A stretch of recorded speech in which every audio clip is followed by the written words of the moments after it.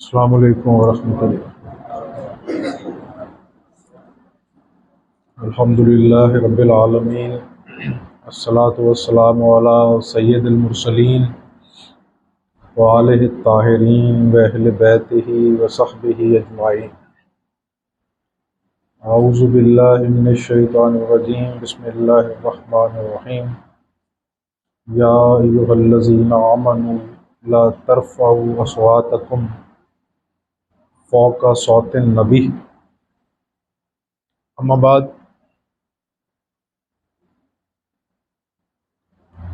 ये जो आयत आपके गोश गुजार करने का शर्फ हासिल किया है, ये दीन की असल, दीन की बुनियाद और उसूल दीन। ए ईमान वालो, अपनी आवाज़ों को फ़ौक़ा सौतिन नबी, नबी अकरम सल्लल्लाहु अलैहि वसल्लम की आवाज़ से बुलंद न होने। अगर तुमने अपनी आवाज़ को नबी मुकर्रम सल्लल्लाहु अलैहि वसल्लम की आवाज़ से बुलंद कर लिया तो तुम्हारे आमाल अकारत जाएंगे, ज़ाया हो जाए। इसका माना यह हुआ कि आमाल की कबूलियत की जो सनद है वो अदब मुस्तफ़ा है, वही बुनियाद है। जो शख्स बेअदब है, जिसके पास अदब मौजूद नहीं है, उसके आमाल कबूलियत की सनद नहीं पाते। कुरान करीम इस मामला में इतना मोहतात है कि एक लफ्ज़ है रायना, उस लफ्ज़ के अंदर एक इश्तबा पाया जाता है। वो इश्तबा यह है कि अरबी के अंदर उसका माना होता है कि रियायत फरमाइए, बात सुनिए। जिस तरह हम अंग्रेजी में एक्सक्यूज मी कहते हैं, तो मायने ही अरबी के अंदर रियायत फरमाना, रियायत करने का माना होता है मेरी बात सुनिए। अब यही लफ्ज़ इब्रानी ज़ुबान के अंदर भी मौजूद है और वहां पे उसका जो माना है वो मायूब है, वो गुस्ताखी के ऊपर मबनी है। अल्लाह ने सरकारे दो आलम सल्लल्लाहु अलैहि वसल्लम की बारगाह में इस इश्तबा की बेअदबी को भी बर्दाश्त नहीं फरमाया और सहाबा को सराहतन हुक्म देते हुए फरमाया कि कभी भी इस लफ्ज़ का इस्तेमाल ना करना, बल्कि तुम ये कहना कि या रसूल अल्लाह, हमारे हाल पे नजरे करम फरमाइए, हमारी तरफ तवज्जो फरमाइए। अब जिस बारगाह के मकाम और अदब का ये आलम हो कि अल्लाह भी गुफ्तगू अदब के साथ करे, वहां मोमिनीन के लिए, अवामुन नास के लिए और मखलूक खुदा के लिए किस दर्जा अदब मतलूब होगा। कुरान करीम में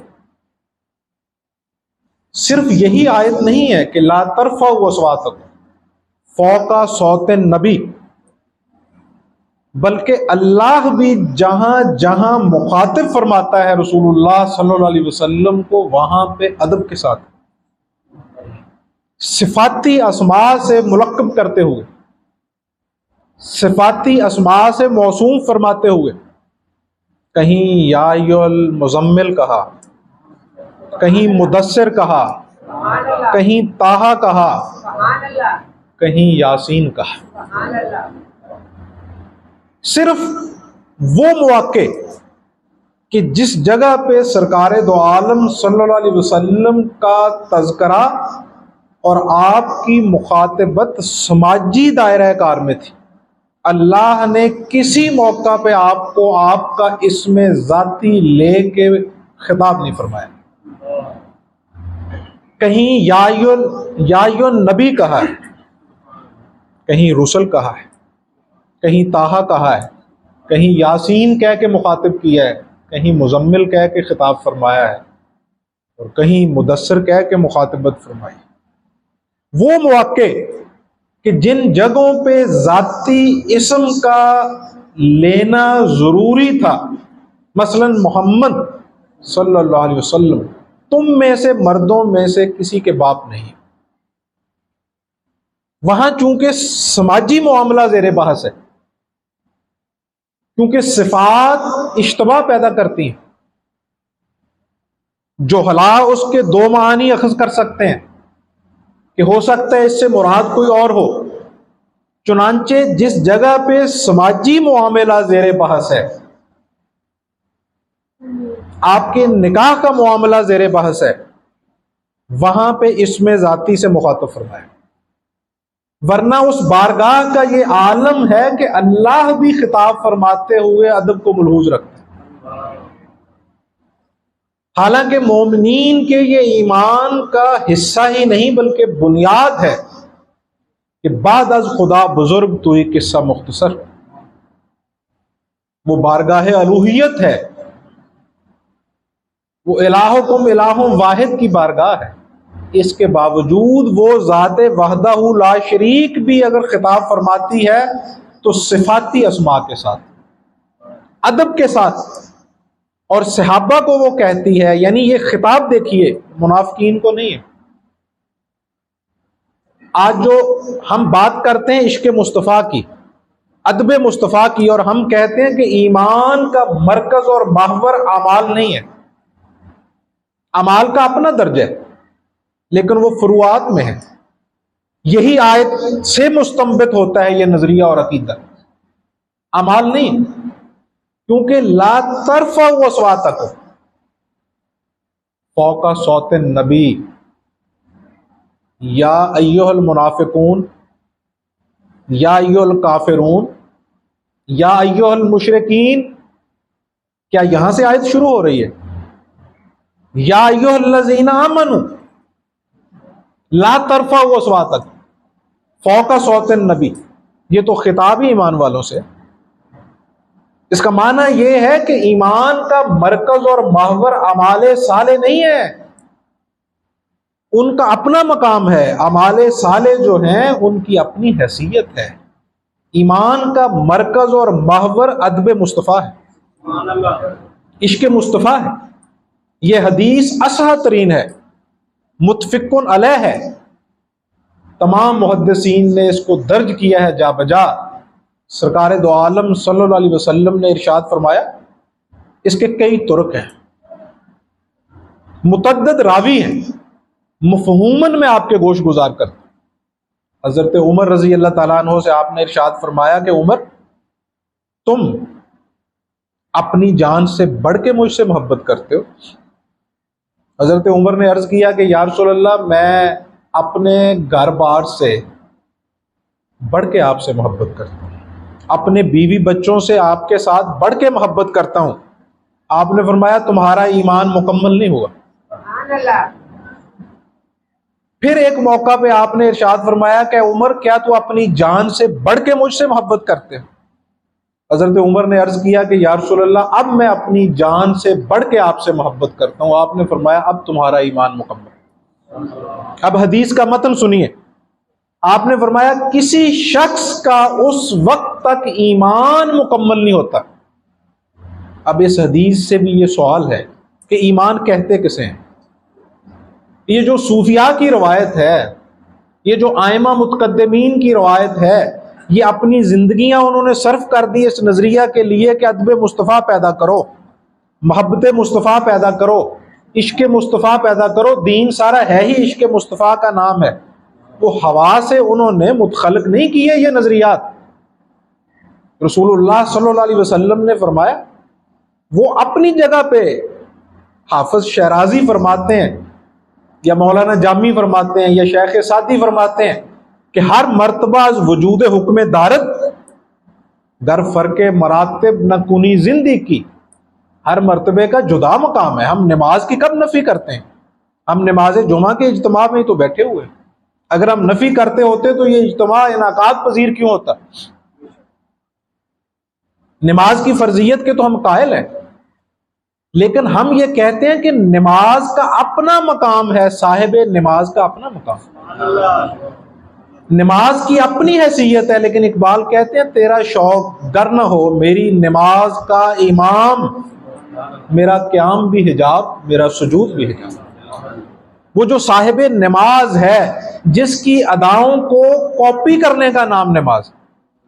आपने फरमाया जिस तरह मैं करते जाता हूं तुम भी करते जाओ, तुम्हारी नमाज है। जिस तरह मैं किए जाऊं तुम भी करते जाओ, तुम्हारा वुजू है। जिस तरह मैं किए जाऊं उस तरह तुम भी किए जाओ, तुम्हारा हज है। जिस तरह मैं करूं तुम भी करते जाओ, तुम्हारी ज़कात। पूरे का पूरा दीन तकलीद मोहम्मद मुस्तफ़ा सल्लल्लाहु अलैहि वसल्लम का नाम है। आपने ये इरशाद नहीं फरमाया कि उस वक्त तक किसी शख्स का ईमान मुकम्मल नहीं होता जब तक कि उसके ज़ात, उसकी जान, उसकी माल, उसकी आबरू से बढ़ के नमाज ना हो जाए। ये नहीं फरमाया। आपने ये भी इरशाद नहीं फरमाया कि किसी शख्स का ईमान तब तक मुकम्मल नहीं होता जब तक उसकी जान, इज्जत, आबरू, उसके घर बार, बीवी बच्चे, हर चीज से बढ़ के रोजा ना हो जाए, बायने ही हज ना हो जाए, बायने ही ज़कात ना हो जाए। आमाल का हम इनकार नहीं करते, लेकिन हम कहते हैं कि आमाल मरकज़े दीन नहीं है। अहले सुन्नत के अकायद की किताबें उठा के देखिए, अकायद नसफी उठाइए, अल फिकुल अकबर उठाइए, दुर्रे मुख्तार उठाइए, फतावा आलमगीरी का मुताला कीजिए, फतावा काजी खां सामने रखिए। हमारे इल्मुल अकायद की किताबें भरी पड़ी हैं इस बात पे कि सहाबा को जो मकाम मिला है वो अमाल की वजह से नहीं मिला, अगर अमाल मरकज है। अब देखिए, हमारे यहां कहा जाता है कि हर सहाबी जन्नती, ये अब नारा बड़ी शद्दो मद के साथ बर्पा किया जा रहा है। मुझे इस पर कोई एतराज नहीं। हम सहाबा के कदमों की खाक को अपने लिए सुरमा करार देते, सहाबा के कदमों की खाक हमारे सार आंखों पे। लेकिन सहाबा को सहाबियत का शर्फ कौन सी चीज बख्शती है? नमाजें पढ़ना, रोजे रखना। आइमा अहले सुन्नत के इल्मुल अकायद की किताबें इस नजरिए से भरी पड़ी हैं कि एक शख्स जो मुत्तकी होता है, वलायत की मनाजिल तय करता है, वो नीचे से ऊपर जाता है, और सहाबा को जो मकाम और शर्फ हासिल हुआ है वो ऊपर से नीचे की तरफ हुआ है। उनको जो मकाम और मर्तबा मिला है वो सिर्फ रसूलुल्लाह सल्लल्लाहु अलैहि वसल्लम की वजह से मिला है। जरा गौर कीजिए, इमाम हुसैन के साथ जो आदमी आके शामिल हुआ उसका नाम हुर है। उससे पहले वो क्या था? जब वो इमाम अली मकाम के बिल मकाबल खड़ा था, उस हालत में उसकी नमाज को नमाज करार देंगे? उसके रोजे को रोजा मानेंगे? उसके हज को हज करार देंगे? उसकी ज़कात को ज़कात कहेंगे? वो गुमराही पे था, वो फिस्को फजूर का शिकार था, गोया वो हालत कुफर में था। इमाम अहमद बिन हम्बल ने यजीद और उसके मुत्तबाइन को काफिर करार दिया, अहनाफ फासिक करार देते। मैं इस बहस में नहीं जाता, आप फासिक करार दे दिए। इमाम अहमद बिन हम्बल की राय को कबूल ना कीजिए, इमाम अबू हनीफा अलैहिर्रहमा की राय को कबूल कर लीजिए, वो गोया फासिक। जो फासिक होता है उसका कोई अमल कबूल नहीं होता, वो गोया इर्तदाद के करीब करीब है, फुकहा ने लिखा है। अब वो हुसैन के साथ आया, अभी उसने कोई नमाज नहीं पढ़ी, उसने कोई रोजा नहीं रखा, उसने हज भी नहीं किया, उसने ज़कात भी अदा नहीं की, और वो शहीद हो गया। बताइए कहां गया? अब उसको जो जन्नत मिली वो नमाज की वजह से मिली, वो रोजे की वजह से मिली, वो हज की वजह से मिली, ज़कात की वजह से मिली, या हुसैन के कुर्ब और इत्तिसाल की वजह से मिली? अब आइए मस्जिद ज़र्रार की तरफ। कुरान कहता है महबूब सल्लल्लाहु अलैहि वसल्लम इस मस्जिद को गिरा दीजिए, इसको मिस्मार कर दीजिए। क्यों? इसकी बुनियाद तकवा पे उस्तवार नहीं हुई। अब इस आयत में तकवा किसको कहा गया है? क्या तकवे की लुग़वी बहस यहां मुराद है? तकवे का लुग़वी माना क्या है? अल्लाह से डरना। आपके पास कौन सा पैमाना है कि वो अल्लाह से नहीं डरते थे? उन्होंने मस्जिद की तामीर की थी।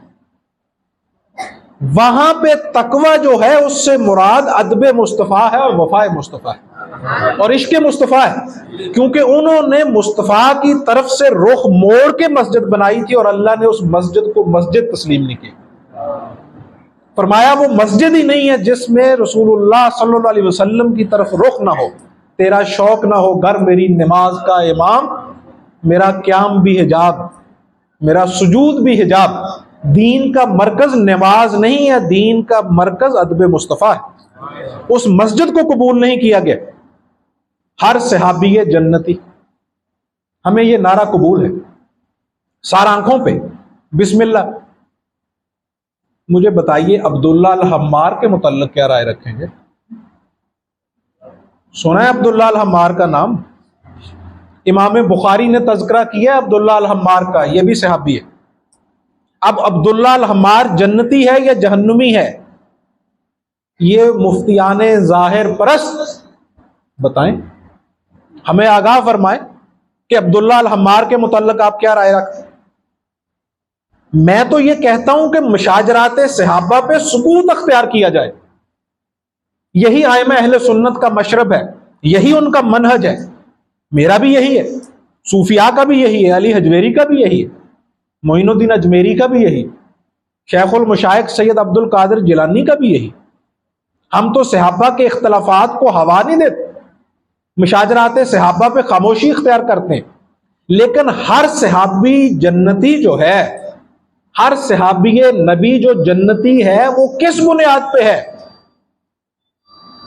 क्या अब्दुल्ला अल हम्मार को आप जन्नती कहेंगे या जहन्नमी कहेंगे? अब ये मौका भी नहीं, मेरा मनसब भी नहीं, स्टेज इसकी इजाजत भी नहीं देता कि मैं ये अर्ज करूं कि अब्दुल्ला अल हम्मार को इल्लत क्या थी। जाके बुखारी में देख लीजिए, बुखारी में लिखा हुआ है। इमाम अहमद बिन हम्बल ने भी लिखा है, वहां भी देख लीजिए। तबरी ने भी लिखा है, वहां देख लीजिए। तबकात इब्ने साद में भी दर्ज है, वहां देख लीजिए। जा बजा मुहद्दिसीन ने लिखा है उनके बारे में, वहां पढ़ लीजिए। सहाबा के हालात की जितनी किताबें हैं, चाहे वो इब्नुल असीर जजरी की है, चाहे वो अल्लामा इब्ने हजर अस्कलानी की, सबने लिखा है अब्दुल्ला अल हम्मार के मुतल्लिक। देखिए कि अब्दुल्ला अल हम्मार जो थे वो एक इल्लत में भी मुब्तला थे। हम ये जब कहते हैं कि फोकस करो अदब मुस्तफ़ा पे, फोकस करो इश्क़ मुस्तफ़ा पे, मोहब्बत मुस्तफ़ा पे, तो ये ताना दिया जाता है कि अमाल की क्यों बात नहीं करते। हम कहते हैं कि अमाल की हम बात करते हैं लेकिन सानवी दर्जे पे करते हैं, क्योंकि कुरान ने हमें बताया है ये अंदाजे तखातुब करके कि या अय्युहल्लज़ीना आमनू ला तरफ़उ अस्वातकुम फ़ौक़ा सौतिन नबी। या अय्युल मुनाफिकून नहीं कहा, या अय्युल काफिरून नहीं कहा, या अय्युल मुशरिकून नहीं कहा। ला तरफ़उ, ए मुशरिको, अपनी आवाजों को फ़ौक़ा सौतिन नबी, नबी की आवाज से पस्त रखो। नहीं रखोगे तुम्हारे अमाल अकारत जाएंगे।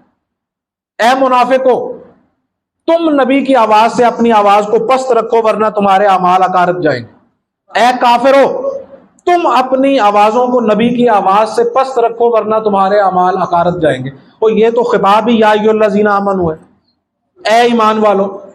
तो जो ईमान वाला है वो नमाज नहीं पढ़ता, जो ईमान वाला है वो रोजा नहीं रखता, ईमान वाला हज नहीं करता, ईमान वाला ज़कात नहीं देता। ये तो सारे कवानीन ईमान वाले के ऊपर लागू हैं। वो इन सब के बावजूद कुरान कहता है कि ये तुमने कर लिया, नमाजें भी पढ़ ली, रोजे भी रख लिए, हज भी कर लिया, ज़कात भी दे दी, इस सब के बावजूद अगर तुम्हारे अंदर अदब मुस्तफ़ा नहीं तो तुम्हारे सारे अमाल तुम्हारे मुंह पे मारे जाएंगे, अकारत जाएंगे। अब फैसला कीजिए कि ईमान का मरकज, दीन का मरकज, मंबा और महवर नमाज हुई या अदब मुस्तफ़ा हुआ? ज़कात, रोजा और हज हुआ या इश्क़ मुस्तफ़ा हुआ? तेरा शौक ना हो घर मेरी नमाज का इमाम, मेरा क़याम भी हिजाब, मेरा सुजूद भी हिजाब। ये मरकज है। अब बताइए अब्दुल्लाह अल हम्मार के मुतल्लिक़ हर सहाबी नबी जन्नती जन्नती, हम तस्लीम करते हैं, सरे तस्लीम खम। हम कहते हैं उनकी खाक हमारा सुरमा, उस खाक को भी हम बोसे देते हैं जो सहाबा के कदमों की खाक। बड़े बड़े सूफिया ने, हत्ता के शेखुल मशाइख सैयद अब्दुल कादिर जिलानी का कौल मफहूमन में आपके गोश गुजार करता हूं। वो कहते हैं अगर एक सहाबी के घोड़े की नथनों में जो खाक गई है हमारे लिए वो भी मशले राह, हमारे लिए वो भी ज़्यादा राह है। लेकिन यह भी तो तय कीजिए कि सहाबी को सहाबी कहते क्यों हैं, उसको यह शर्फ क्यों मिलता है? नमाजों की वजह से? ये तो हदीसें मौजूद है। रसूलुल्लाह सल्लल्लाहु अलैहि वसल्लम ने फरमाया एक कौम आएगी, मैं उस पर फख्र करूंगा। सहाबा ने कहा या रसूलल्लाह वो हमसे होंगे? आपने फरमाया नहीं, तुमसे नहीं होंगे, वो तुम्हारे बाद आएंगे, मैं उन पे फख्र करूंगा। ये मफहूमन में वो रवायात का मतन आपके गोश गुजार कर आपने फरमाया मैं उन पे फख्र करूँ। इससे मुराद सूफिया है, सुलहा है, औलिया है। सहाबा ने कहा या रसूलल्लाह वो आपके लिए बायसे फख्र क्यों बनेंगे? आपने फरमाया इसलिए कि तुमने मुझे जाहिरी तौर पे देखा, उन्होंने मुझे जाहिरी तौर पे नहीं देखा, लेकिन फिर भी मेरे ऊपर मर मिटने के लिए तैयार, मेरे इश्क में मर मिटने के लिए तैयार। ये अब देखिए वो कौन सी चीज है जो शर्फ बख्शती है। हम तो उनके घोड़े के सुमों के साथ जो खाक लगी है उसको भी अपना सुरमा करार देते। अब बताइए अब्दुल्लाह अल हम्मार, मैं अब इस मनसब पे बैठ के इस मौके पे मैं ये नहीं बताना चाहता कि वो किस इल्लत में मुब्तला थे। मैं उस इल्लत की निशानदही भी नहीं करना चाहता, उस इल्लत को डिफेंड भी नहीं करना चाहता। मैं ये भी नहीं कहता कि आप उस इल्लत में मुब्तला हो जाए, लेकिन मैं ये सिर्फ अर्ज करना चाहता हूं कि जब अदब मुस्तफ़ा की बात होती, जब इश्क मुस्तफ़ा की बात होती, जब रसूलुल्लाह सल्लल्लाहु अलैहि वसल्लम की मैं एक बात आपको बरमला कहूं, इसको पल्ले बांध लीजिएगा, नमाज में कमी रह जाए, रोजे में कमी रह जाए, हज में कमी रह जाए, ज़कात में कमी रह जाए, आपकी बख्शिश का इम्कान मौजूद है, लेकिन अदब मुस्तफ़ा में कमी रह जाए, आपकी बख्शिश का कोई इम्कान नहीं। ला तरफ़उ अस्वातकुम फ़ौक़ सौते नबी या अय्युहल्लज़ीना आमनू, ईमान वालों से कहा है अगर तुम्हारी आवाज नबी मुकर्रम सल्लल्लाहु अलैहि वसल्लम की आवाज से बुलंद हुई, तुम्हारे सारे अमाल अकारत जाएंगे, तुम्हारी नमाजें मुंह पे मारी जाएंगी, तुम्हारे रोजे अकारत, तुम्हारा हज अकारत, तुम्हारी ज़कात अकारत। अब आपकी वो पेशन गोई इमाम हाकिम से लेके इमाम अहमद बिन हम्बल तक सब ने इस रवायत को दर्ज किया है। आपने फरमाया वो लोग, निशानदेही फरमाते हुए फितनों की, जो लोग मौला अलीउल मुर्तज़ा करमुल्लाह वजहुल करीम के मुकाबला में आए थे ख्वारिज, उनके मुतल्लिक आपने पहले पेशन गोई फरमाई। आपने फरमाया वो इतनी तलावत करेंगे, इतनी तलावत करेंगे कुरान की कि मक्खियों की बिन बनाहट भी उनके आगे मत्तम पड़ जाएगी। महसूस होगा गोया जिस तरह मक्खियों की बिन बनाहट है, इतनी वो तलावत करेंगे। और उनके माथे के ऊपर निशानात सजदों के इस तरह होंगे जिस तरह घोड़े का सुम होता है, स्याही पैदा हो जाएगी। एक तो वो सजदे का निशान है ना जिसके मुताल्लिक नबी अकरम सल्लल्लाहु अलैहि वसल्लम ने इरशाद फरमाया कि वो इस तरह होगा जिस तरह नूर चमकता है। और उनके मुतल्लिक फरमाया कि उनके अंदर से ईमान इस तरह निकल चुका होगा जिस तरह कमान से तीर निकल गया होता है। क्यों फरमाया? वो लोग मौला अलीउल मुर्तज़ा के बिल मुकाबल आए थे, तो उनके अमाल होते हुए भी, तलावते कुरान बिन बनाहट की मानद होते हुए भी, सजदे इतने कसीर तादाद में होते हुए कि उनके निशानात घोड़े के सुमों की मानद हैं, फिर भी फरमाया कि उनके अंदर से ईमान निकल चुका होगा। और जो गुस्ताखे रसालते माब है, जो फख्रे मौला अली हैं, और वो जात जिनकी वजह से अली मौला बने,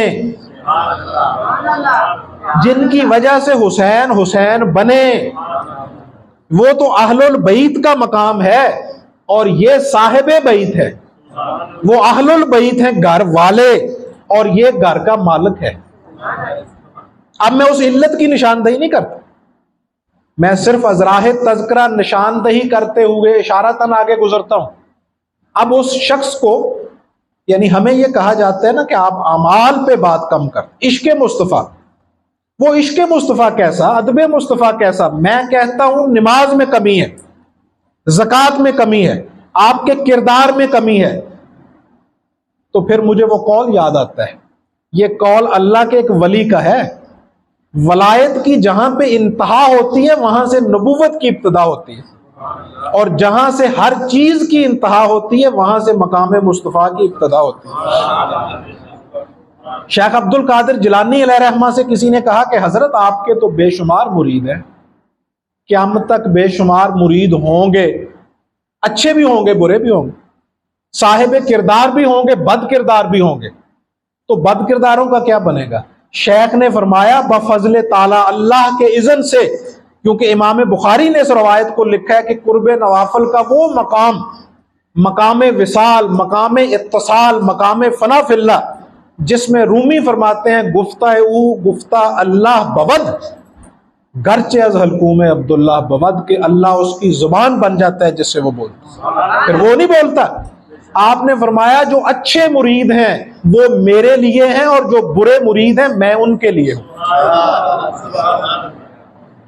अब जिनको अपने किरदार पे फख्र है वो अपने अमाल को लेके फिरे। हमारा तो वो आलम है जो शेखुल मशाइख सैयद अब्दुल कादिर जिलानी का था।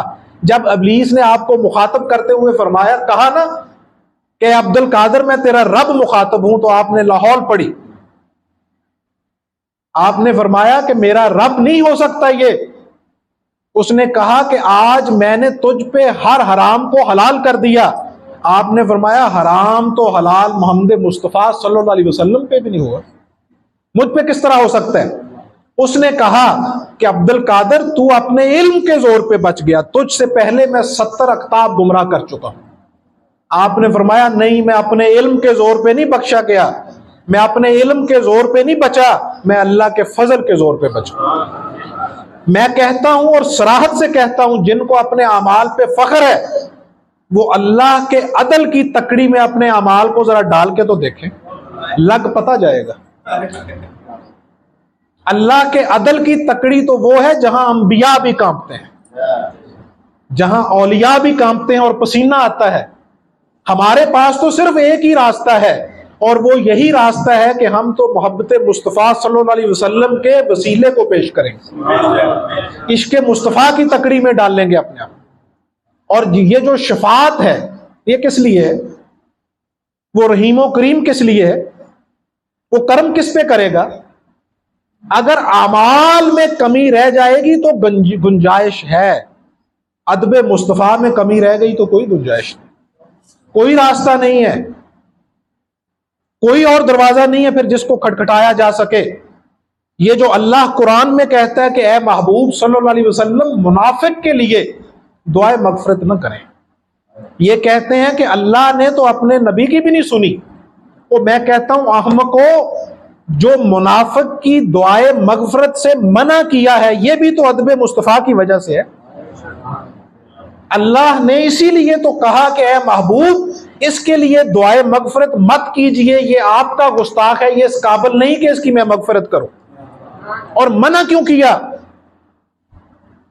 मना क्यों किया?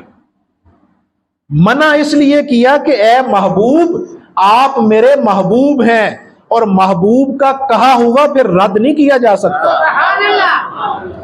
अगर फिर महबूब के हाथ उठ गए तो मैं रद्द किस तरह करूंगा? इसलिए पहले ये इस्तदा की कि आप हाथों को उठाइएगा ना, इसलिए ना उठाइए कि ये आपका गुस्ताख, ये आपका बेअदब है। अब आइए, हर सहाबी नबी जन्नती, अब्दुल्लाह अल हम्मार। अब अब्दुल्लाह अल हम्मार का ईमान सलमान फारसी के ईमान के बराबर है। आपने फरमाया ईमान के 10 दर्जे हैं, यह हदीस सही है। आपने फरमाया ईमान के 10 दर्जे हैं, और सलमान फारसी, जिनको सलमान मोहम्मदी कहलवाना अच्छा लगता था, जब कोई उन्हें कहता सलमान फारसी तो आप नाराज होते। आप फरमाते मैं सलमान इब्ने इस्लाम हूं, मुझे सलमान महमदी कहा करो, मैं सलमान फारसी नहीं। फरमाया ईमान के 10 दर्जे हैं, 9 दर्जे दूसरों को हासिल हुए हैं और सलमान 10वें दर्जे पे फायज है। अब्दुल्ला अल हम्मार का जोहद अबू जर गिफारी के मुकाबले में भी नहीं था। अब्दुल्ला अल हम्मार का इल्म मौला अली उल मुर्तजा करमुल्लाह वजहुल करीम के मुकाबले में भी नहीं था। अब्दुल्ला अल हम्मार का तकवा हजरत अबू बकर रजी अल्लाह तआला अन्हु के मुकाबले में भी नहीं था। इसके बावजूद मुझे यह बताइए कि जब आपने ये नारा लगा दिया कि हर सहाबी नबी जन्नती जन्नती, तो अब्दुल्ला अल हम्मार को उससे निकाल के दिखाइए। अब अब्दुल्ला अल हम्मार क्या करते थे?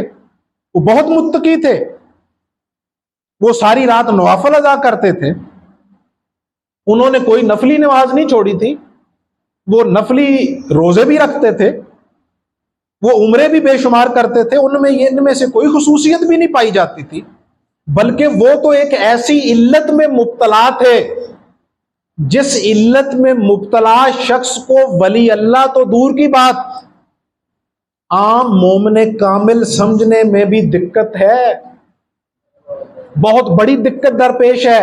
अगर किसी को खुदा ना करे वो इल्लत लग जाए, खुदा ना करे कि कोई शख्स उस इल्लत में मुब्तला हो जो उस सहाबी को थी, अब्दुल्ला अल हम्मार को, और उनके शर्फे सहाबियत की वजह से मैं उस इल्लत का इजहार नहीं कर रहा। हालांकि इमाम बुखारी ने उस इल्लत का भी तज़किरा किया है, बाकी मुहद्दिसीन ने भी उस इल्लत का तज़किरा किया है। अब वो जन्नत जो हासिल हुई है सहाबा को, और हर सहाबी नबी जो जन्नती है वो नमाजों की वजह से है, वो रोज़ों की वजह से है, वो हज की वजह से है, वो ज़कात की वजह से है, वो कसरत नवाफिल की वजह से है, या मोहब्बत मुस्तफ़ा की वजह से। अब उस इल्लत की वजह से एक बहुत मारूफ सहाबी, ना सिर्फ मारूफ सहाबी बल्कि खुलफाए राशिदीन में से हजरत उमर रजी अल्लाह ताला, उन्होंने उन्हें पकड़ा, उसी हालत, उसी इल्लत में मुब्तला, उसी कैफियत में मदहोश पकड़ के मस्जिद नबवी में ले आए, जोदोकोब किया। ये बाकायदा रवायात के मतन में यह बात मौजूद है कि उन्हें मारा, उन्हें पीटा, कि तुम इस इल्लत में मुब्तला, उसी तरह तुम चले जाते हो मजालिस, उसी तरह तुम मस्जिद में आ जाते, उसी तरह तुम लोगों के सामने जाते। अब अब्दुल्ला अल हम्मार को जो सहाबा की अकसाम बयान की है मुहद्दिसीन, उनमें से सबसे नीचे रखा। साहिब तकवा आदमी नहीं थे उन मानों में, लेकिन किसी मौलवी की जुर्रत है कि वो ये बात बरमला कहे कि अब्दुल्ला अल हम्मार सहाबी रसूल होने के बावजूद जहन्नमी है। किसी मौलवी और मुफ्ती की ये जुर्रत नहीं है कि वो कहे कि अब्दुल्ला अल हम्मार जहन्नमी है। इसीलिए मैं पूछता हूं कि अब्दुल्ला अल हम्मार को जहन्नम जाने से चीज कौन सी रोकती है? अमाल तो जहन्नमियों वाले हैं उनके। वो कौन सी चीज है जो डाल बनी हुई है? वो कौन सी चीज है जो रोकती है? वो वही चीज है जिसके ऊपर मैं गुफ्तगू कर रहा हूं, अदब मुस्तफ़ा, मोहब्बत मुस्तफ़ा, इश्क मुस्तफ़ा। हजरत उमर रजी अल्लाह ताला अन्हो की तबीयत के अंदर सख्ती थी, इतनी सख्ती थी कि हजरत अबू बकर रजी अल्लाह ताला अन्हो ने जब उनको खलीफा बनाने के लिए सहाबा से मशावरत की तो कई सहाबा ने एतराज किया, जिनमें से अगलब तरीन हजरत साद इब्ने अबी वकास रजी अल्लाह ताला। उन्होंने हजरत अबू बकर रजी अल्लाह ताला अन्हो की खिदमत में कहा कि आप ये क्या कर रहे हैं? इतने सख्त आदमी को आप खलीफतुल मुस्लिमीन बना रहे हैं, इतनी तबीयत में सख्ती। इसीलिए तो एडमिनिस्ट्रेशन जो उनकी है वो बहुत कवी थी। हजरत अबू बकर रजी अल्लाह ताला अन्हो ने इरशाद फरमाया कि मैं ये जानता हूं इसकी तबीयत में बड़ी सख्ती है, लेकिन जब इसके ऊपर खिलाफत का बोझ पड़ेगा तो नरमी पैदा हो जाए। खिलाफत का बोझ है, वो वजन रखता है, और वो जब वजन पड़ेगा तो इसके अंदर झुकाव आ जाएगा। वो हजरत उमर अब डांटते डांटते अचानक से हजरत उमर ने उन्हें गालियां देना शुरू कर दी। वो वही गालियां हैं जो हमें देते हैं ये लोग कि ये बद किरदार है, ये अमाल की बात नहीं करते, ये मोहब्बत मुस्तफ़ा का दावा करते, ये इश्क मुस्तफ़ा का दावा कर। अब हमारे ऊपर ये एतराज है कि ये इश्क मुस्तफ़ा कैसा है जिसमें किरदार के ऊपर जोर ही नहीं। कहते हैं ये इश्क मुस्तफ़ा कैसा है जिसमें इत्तबा सुन्नत ही नहीं। मैं भी इस बात का हामी हूं कि महबूब की हर पसंद से मोहब्बत होनी चाहिए, लेकिन जो मुहिब है मोहब्बत का दावा करता है। दूसरी तरफ ये कहते हैं कि जो जिस कौम की मुशाबहत इख्तियार करे, नबी अकरम सल्लल्लाहु अलैहि वसल्लम ने फरमाया वो उसके साथ उठाया जाएगा। और अगर कोई शख्स सिर्फ मोहब्बत मुस्तफ़ा का दावा ही रखता है, सिर्फ उसकी मुशाबहत इख्तियार करता है, तो क्या वो नहीं उठाया जाएगा सहाबा के साथ? यहां भी तो इश्तिबाह है, यहां भी तो शबाहत मौजूद है, वो उनके साथ नहीं उठाया जाएगा। खुश्क लकड़ियों के साथ गीली भी चल जाती है। और आपको यह मालूम होना चाहिए, आप कील उठाएं और कील को दरिया में फेंकें, कभी कील तैरेगा? कील वजनी हो या कम वजन का हो, वो दरिया में तैरेगा नहीं, वो पानी में नीचे चला जाएगा। अब उस कील को लकड़ी के साथ पैवस्त कर दें, लकड़ी खुद भी तैर जाएगी, कील को भी लेके तैर जाएगी। यह है वसीला, यह है वाबस्तगी। कुत्ते की हालत यह है कि अगर घर में मौजूद हो बिला जरूरत, तो फरमाया वहां रहमत का फरिश्ता नहीं आता। फरमाया मेरे घर से कुत्तों को दूर कर दो। कुत्ता सिर्फ रखवाली के लिए, हिफाजत के लिए रखना जायज, इसके अलावा रखने की इजाजत नहीं है दीन में। निजासत फैलाएगा, खानों को खराब करेगा, बर्तनों में मुंह मारेगा।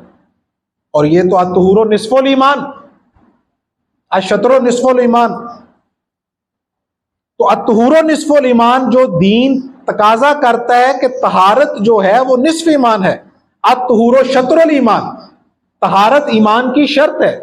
वो निजासत को किस तरह करीब आने देगा? लेकिन एक कुत्ता वो है जिसके मुतल्लक सहाबा मुफस्सिरीन ने यह रवायत किया है कि वो कुत्ता जन्नत में जाएगा। अब कुत्ता तो जहां मौजूद हो वहां रहमत नहीं होती, और वो रहमत के घर में चला जाएगा। क्यों चला जाएगा? क्योंकि वो आम कुत्ता नहीं है, वो किसी वली अल्लाह का कुत्ता है, उसके गले में उसका पटा है, वो सहाबे काफ का कुत्ता है, और उसने वफा की। कुरान उसकी अदाओं को भी बयान करता, यानी उस कुत्ते की अदाएं भी मौजूए बहसे कुरान हो गई, जो किसी का वफादार कुत्ता हो, जो किसी के साथ जुड़ गया। तो जो फट्टा होता है ना लकड़ी का, जो कश्ती होती है लकड़ी की, उसके साथ कील भी तैर जाता है। आज खुद नहीं वो तैर सकता, आज खुद उसके अमाल इस काबिल नहीं है कि वो बख्शा जाए, उसके साथ जुड़ा, उस इत्तिसाल की वजह से वो भी तैर गया। तो जब शेख ने फरमाया कि अच्छों के लिए मैं हूं, अच्छे मेरे लिए हैं और बुरों के लिए मैं हूं, तो नबी अकरम सल्लल्लाहु अलैहि वसल्लम की शफाअत किसके लिए? अल्लाह का फजल किसके लिए? हमारे अंदर जो कमियां और कोताहियां हैं ये कवर हो जाएंगी इश्क मुस्तफ़ा की वजह से, ये कवर हो जाएंगी अदब मुस्तफ़ा की वजह से। और जो सीना तान के कहते हैं कि नमाजों ने हमें बख्शवाना है, उन्हें लग पता जाएगा, क्योंकि या अय्युहल्लज़ीना आमनू, ये तो खिताब ही ईमान वालों से है। तुम्हारे अमाल अकारत जाएंगे अगर तुम्हारी आवाज भी थोड़ी सी बुलंद हो गई मेरे नबी की आवाज से। अगर खिताब में इज्तिमा भी पैदा हो गया कि तुमने वो लफ्ज इस्तेमाल कर लिया जिसका बरानी में माना जरा मायूब है, तुमने तो खिताब भी करना है, तो कहो या रसूल अल्लाह हमारे हाल पे नजर करम फरमाइए, हमारी तरफ तवज्जो मरकूज कीजिए। हजरत उमर ने जो ही गाली दी ना कि तू बद किरदार है, मोहब्बत रसूल का दावा करता है, तू ऐसा है, तू वैसा है, नबी अकरम सल्लल्लाहु अलैहि वसल्लम अपने हुजरे से बाहर तशरीफ लाए और आपने हजरत उमर को डांटा। फरमाया उमर इसे गाली ना दे, मैं तो ये जानता हूं कि ये अल्लाह और उसके रसूल से प्यार करता है। अब मुझे ये बताइए, जब ये हमें कहते हैं कि ये कैसा प्यार है जिसमें अमाल का तज़किरा ही नहीं है, तो अब्दुल्लाह अल हमार का प्यार कैसा था जिसमें वो इल्लत भी लगी हुई थी उन्हें? वो कैसा प्यार था? आपके पास वो करते क्या थे? ना वो मसाइल दीनिया सीखते थे, ना उन्हें अमर बिल मारूफ की उस दर्जा खबर थी, वह नहीं अनिल मुनकर की भी उन्हें खबर नहीं थी। वो नबी अकरम सल्लल्लाहु अलैहि वसल्लम की बारगाह में मेरे इस खिताब का ये माना अखज ना किया जाए कि मैं बद किरदारी को तकवीयत दे रहा हूं। मैं फजले रसूल सल्लल्लाहु अलैहि वसल्लम की वसअत बयान कर रहा हूं, उसका ज़र्फ बयान कर रहा हूं कि हम अमाल की बात करते हैं लेकिन अदब मुस्तफ़ा के बाद, हम अमाल की बात करते हैं लेकिन मोहब्बत मुस्तफ़ा के बाद मरकज और महवर हम मोहब्बत मुस्तफ़ा को बनाते हैं, आपकी ज़ात को बनाते हैं। वो करते क्या थे? वो आपकी खिदमत में बैठते और आपके पास लोग आते, सरकार दो आलम सल्लल्लाहु अलैहि वसल्लम की खिदमत में लोग आते, अपने मसाइल सुनाते, अपनी तकालीफ गोश गुजार करते जिसकी वजह से आपको तकलीफ होती। खंजर कहीं पड़े तड़पते हैं हम अमीर, सारे जहां का दर्द हमारे जिगर में है। ये कैफियत होती है मोमिन की कि खंजर कहीं पड़ता है, खंजर कहीं चलता है और तड़पते हैं हम अमीर, सारे जहां का दर्द हमारे जिगर में है। मौला अली अल मुर्तज़ा करमुल्लाह वजहुल करीम रवायत फरमाते हैं कि बदर में हमने कुछ लोगों को कैद किया जो मुखालिफ फौज के थे, कुफार, वो करा रहे थे, जंजीरों में जकड़ा हुआ था। आप कहते हैं कि मैंने नबी अकरम सल्लल्लाहु अलैहि वसल्लम को कभी मुज़तरिब नहीं देखा, कभी मुंतशिर नहीं देखा, कभी इस्तरार की कैफियत में मुब्तला नहीं देखा। मौला अली अल मुर्तज़ा करमुल्लाह वजहुल करीम इरशाद फरमाते हैं कि मैं आपके खैमे में गया, देखा तो आपको नींद नहीं आ रही थी, आप टहल रहे थे, आपके चेहरे पे करब और तकलीफ की कैफियत नमूदार थी। मौला अली अल मुर्तज़ा कहते हैं कि मैं हैरान रह गया कि रहमत दो आलम के चेहरा अनवर पे इस्तरार क्यों, इस्तराब की कैफियत क्यों? मौला अली अल मुर्तज़ा जो मराद रसूल हैं, जो मकसूद रसूल समझने वाले हैं, वो गए और जाके उन कैदियों की हथकड़ियां खोल ली और वो कहते हैं जब मैं खैमा अक़दस में हाजिर हुआ तो आप ज़ाहिरी तौर पे सो चुके थे। बांधा गया कुफार को, कराह वो रहे हैं लेकिन उनकी तकलीफ के असरात आपकी ज़ात अक़दस में आप तशरीफ लाए और आपने इरशाद फरमाया कि मैं तो ये जानता हूं कि ये अल्लाह और उसके रसूल से प्यार करता है, इसको गाली ना दो। इसका ये नतीजा निकला इस हदीस से फ़कीर ये इस्तदलाल करता है मसला कि जो रसूलुल्लाह से मोहब्बत रखता है, जो रसूलुल्लाह से प्यार करता है, जो रसूलुल्लाह से इश्क करता है और जो अदब मुस्तफ़ा की बात करता है, अगर वो बद किरदार भी है तो तुम उसको गाली नहीं दे सकते। इस हदीस से ये मसला मुस्तंबित होता है, तुम उसको गाली नहीं दे सकते क्योंकि उसमें अदब मुस्तफ़ा है, चाहे किरदार की कमी है। अब्दुल्लाह अल हम्मार क्या करते? वो रसूलुल्लाह सल्लल्लाहु अलैहि वसल्लम को लतीफ़े सुनाते, लतीफ़े सुनाते और लतीफ़े सुना के आपको हंसाया करते थे। और फिर वो क्या करते? बाजार में चले जाते और जाके वहां क्या करते? आपके नाम पे झूठ भी बोलते, दुकानदार के पास जाते और दुकानदार से कहते कि मुझे रसूलुल्लाह ने भेजा है, मेरे घर का राशन दे दो। ये अब्दुल्लाह अल हम्मार है। हम ये नहीं कहते कि बद किरदारी की तरफ पलटो, हम ये कहते हैं कि अपना भरोसा अदब मुस्तफ़ा और इश्क मुस्तफ़ा पे रखो, उसको मरकज बनाओ, आमाल के ऊपर भी फोकस करो, नमाज भी पढ़ो क्योंकि ये भी हुक्म रसालत आप सल्लल्लाहु अलैहि वसल्लम है, रोजा भी रखो, लेकिन इनके ऊपर बख्शिश का इन्हसार ना समझो और इनको ईमान का मरकज ना मानो। ईमान का मरकज ज़ात मुस्तफ़ा को मानो। ये सानवी हैसियत की चीजें, वरना ये तुम्हारे मुंह पे मारी जाए। जाते और जाके कहते मुझे रसूलुल्लाह सल्लल्लाहु अलैहि वसल्लम ने भेजा है, वो खुद ही कर्ज चुका देगी, वो सामान दे देता। फिर अगले दिन रसूलुल्लाह सल्लल्लाहु अलैहि वसल्लम की खिदमत में हाजिर होते बड़ी आजिज़ी के साथ, बड़ी शर्मिंदगी के साथ। असल में ये जो आजिज़ी और शर्मिंदगी है ना, ये भी अल्लाह को बड़ी पसंद है। इसीलिए तो वो हदीस जब हजरत मौला अली अल मुर्तज़ा, मैं इस जगह पे गुफ्तगू को ख़त्म करना चाहूँगा, मौला अली अल मुर्तज़ा से जब पूछा गया ना कि नबी अकरम सल्लल्लाहु अलैहि वसल्लम ने फरमाया है कि एक शख्स अच्छे अमाल किए जाता है, अच्छे अमाल किए जाते हैं, एक बालिश्त जन्नत रह जाती है उससे, इसको बालिश्त कहते हैं अरबी में। यहां से ये ऐसा अमल कर बैठता है कि जहन्नम में अल्लाह फेंक दे। एक शख्स बुरे अमाल किए जाता है, कोई ऐसा अल्लाह को पसंद आ जाता है अमल कि अल्लाह उसको जहन्नम की बजाय जन्नत में भेजे। अब्दुल्लाह इब्ने अब्बास ने पूछा, अमीरुल मोमिनीन वो कौन सा अमल है जिसने जन्नती को जहन्नमी बना दिया और जहन्नमी को जन्नती बना दिया? मौला अली अल मुर्तज़ा ने इरशाद फरमाया कि वो अमल जिसकी वजह से जन्नती जहन्नमी बना, वो तकब्बुर है। अगर तुम्हारी नमाज तुम्हारे अंदर तकब्बुर पैदा करती है तो वो मुंह पे मारी जाएगी। मैं समझता हूं कि ऐसा गुनाहगार जो आजिज हो, अल्लाह की बारगाह में शर्मिंदा हो, वो ऐसे परहेजगार जो तकब्बुर लिए फिरता है और गर्दन में सरिये के साथ जमीन के ऊपर अकड़ के चलता है, उससे वो गुनाहगार आजिज बदरजा बेहतर है। क्योंकि अल्लाह को तुम्हारा किबर नहीं चाहिए। अल किबर रिदाई, यह हदीस कुदसी है। अल्लाह फरमाते हैं कि तकब्बुर मेरी चादर है, किबर मेरी चादर है, ये मुझे ज़ेबा है। जो इसको खींचने की कोशिश करेगा वो ईमानियात के दायरा से खारिज हो जाए। और आपने फरमाया वो दूसरा अमल जो जहन्नमी को जन्नत में ले गया वो इज्जत है।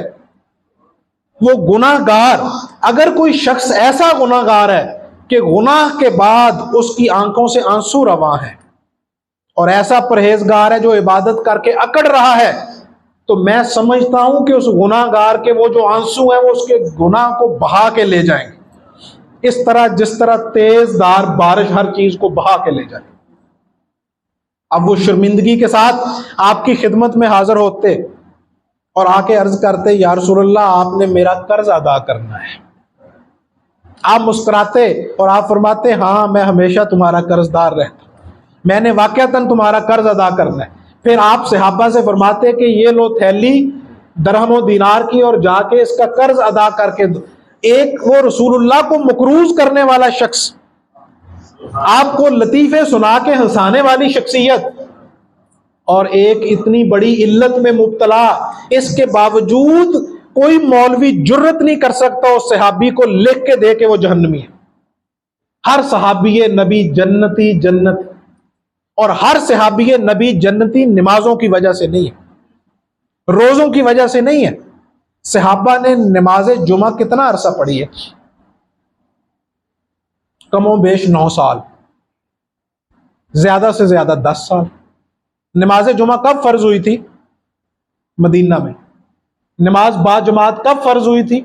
मदीना में। अगर कोई सहाबी महाजरीन में से हो, अशरा मुबशरा में से हो, अंसार में से हो, उसके लिए यह मुमकिन है कि उसने 10 साल बाजमात नमाज पढ़ी हो, 10 साल उसने नमाज जुमा पढ़ी हो। आप में से तो बेशुमार लोग ऐसे हैं जिन्हें 30-30 साल हो गए नमाजें पढ़ते हुए। मैंने अपनी जिंदगी में ऐसे लोग देखे हैं जो दावा करते हैं कि हमने 60 हज किए, हमने 70 हज किए। सहाबा ने तो 1 हज किया था। जब फतह मक्का हुआ, खुतबा हिज्जतुल वदा आपने इरशाद फरमाया, जो उसके बाद हज हुआ उसमें सरकारे दो आलम सल्लल्लाहु अलैहि वसल्लम तो जाहिरी तौर पे तशरीफ लेके ही नहीं गए। मुसलमानों का काफिला भेजा, कुर्बानियां भेजी, हजरत अबू बकर रजी अल्लाह तआला अन्हु के जेर तहत। बाद अज़ा वही के जरिए आपको कहा गया कि अपने कराबतदार को भेजिए, तो फिर मौला अली उल मुर्तजा को भेजिए, आप जाएं और मेरी जगह पे खुतबा पढ़े। कितने हज किए आपने? 1। अक्सर सहाबा ने कितने हज किए? 1। यहां लोगों ने 20-20 हज किए। इसका माना यह हुआ कि लोग आज के हज भी करने में सहाबा पे फायक है, नमाजें भी ज्यादा पढ़ी हैं सहाबा से, जुमे भी ज्यादा पढ़े हैं। इन सब के बावजूद सहाबा की खाक के बराबर क्यों नहीं होते तुम? नमाजें तो ज्यादा पढ़ चुके हो, हज तो ज्यादा कर चुके हो। वो जो चीज सहाबा को आसमाने वलायत पे फायज करती है वो सोहबत मुस्तफ़ा है, वो अदब मुस्तफ़ा है, वो कुर्बत मुस्तफ़ा है, वो ये नमाजें नहीं है। मैं ये बात समझा रहा हूं, तेरा शौक ना हो घर मेरी नमाज का इमाम, मेरा क्याम भी हिजाब, मेरा सुजूद भी हिजाब। वो जो मरकज है, और सहाबा के अदब मुस्तफ़ा का ये आलम था कि आपका मकाम तो बुलंदो बरतर, अजीम से भी अजीम तर, आपके साथ जो जुड़ी हुई चीजें थी जब वो भी दरमियान में आ जाती थी, सहाबा गर्दन झुका लेते। हजरत उमर के एक वाक़े पे मैं उस गुफ्तगू को समेटता हूं। हजरत उमर रजी अल्लाह तआला अन्हु, उनकी खिलाफत का जमाना है, मदीना के बाजार में गुजर रहे हैं, तेज बारिश हो रही है, मूसलाधार बारिश। एक परनाले के नीचे से गुजरे। अब आपके अमामा शरीफ के ऊपर पानी गिरा, सारा भीग गया, मट्टी पानी ने आपके पूरे लिबास को आलूदा कर दिया। आप एक जाहो जलाल वाली शख्सियत, तबीयत में सख्ती भी थी, खिलाफत का बार ऊपर आने के बावजूद भी एक सख्ती। आपने आके फरमाया अपने मुतल्लिकीन से कि ये परनाला मुझे ही तकलीफ नहीं देता बल्कि हर आने जाने वाले को देता।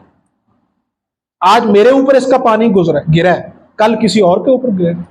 और उनकी ये राय साहिबुर राय थी, इसमें कोई झोल नहीं था। अगर वो उनके लिए तकलीफ का बायस बनता था तो आने जाने वालों के लिए भी तकलीफ का बायस था। उन्होंने कहा इसको गिरा दिया जाए। वहां पे जय्यद सहाबा मौजूद थे। अब बात है अदब मुस्तफ़ा और निस्बत मुस्तफ़ा की।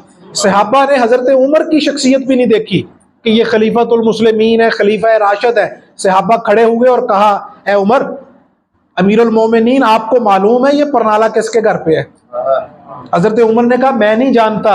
सहाबा ने कहा फिर जान लीजिए ये रसूलुल्लाह सल्लल्लाहु अलैहि वसल्लम के चचा अब्बास का घर है। और हमने अपनी आंखों से देखा कि नबी अकरम सल्लल्लाहु अलैहि वसल्लम ने अपने दस्ते अक़दस से इस परनाले को खुद यहां आवेजा किया, खुद लगाया था। अब रावी रवायत करता है कि हजरत उमर ने जूते भी नहीं पहने वहां से दौड़े और उसी परनाले के नीचे जाके खड़े हुए और वहां झुके और अब्दुल्ला इब्ने अब्बास से कहा कि मेरे कंधों के ऊपर अपने कदम रख और अपने हाथों पे यहीं परनाला आवेजा कर। जो नबी अकरम सल्लल्लाहु अलैहि वसल्लम के हाथ की निस्बत का लगा हुआ परनाला गिराने को भी सूए अदब समझते थे, इसीलिए उन्हें वो शर्फ अता हुआ है जिसकी वजह से हर सहाबी नबी जन्नती जन्नती। अल्लाह तौफीकात में इजाफा फरमाए। वमा अलैना इल्लल बलाग।